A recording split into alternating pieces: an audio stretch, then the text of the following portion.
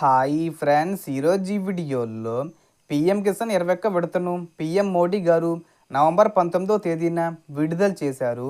So present ఈరోజు కూడా డబ్బులు పడుతూ ఉన్నాయి. ఏ జిల్లాల వాళ్ళకి డబ్బులు పడుతున్నాయి ఏంటి, సో దానికి సంబంధించిన పూర్తి ఇన్ఫర్మేషన్ ఈ వీడియోలో తెలుసుకుందాం.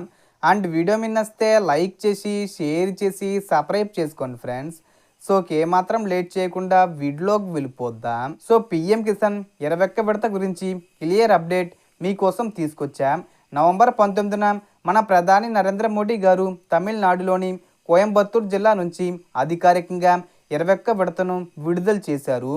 ఈ విడతలో మొత్తం 18,000 కోట్లు దేశవ్యాప్తంగా సుమారు 9 కోట్ల మంది రైతులకు డైరెక్ట్గా బ్యాంక్ ఖాతాల్లోకి జమ అవుతున్నాయి.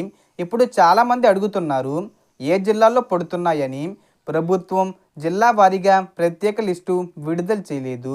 కానీ అర్హత పూర్తి చేసుకున్న రైతులున్న ప్రతి జిల్లాలోనూ పేమెంటు మీ ఈకేవీసీ పూర్తయితే, ఆధారు బ్యాంకు లింక్ అయి ఉంటే, భూమి రికార్డులు మీ పేరు మీద ఉంటే మీకు డబ్బులు తప్పకుండా పడతాయి. ఇప్పటికే చాలా జిల్లాల్లో పేమెంటు మొదలైంది. ఇంకా డబ్బులు పడని వాళ్ళకి నవంబర్ 30 లోపు అందరి ఖాతాల్లోకి డబ్బులు జమ అయ్యేలా ప్రభుత్వం ట్రాన్స్ఫర్లు కొనసాగిస్తుంది. సో మొత్తం ఇన్ఫర్మేషన్ ఫ్రెండ్స్. మీకు ఈ వీడియో నచ్చితే లైక్ చేయండి, షేర్ చేయండి అండ్ సబ్స్క్రైబ్ చేసుకోండి. Thanks for watching.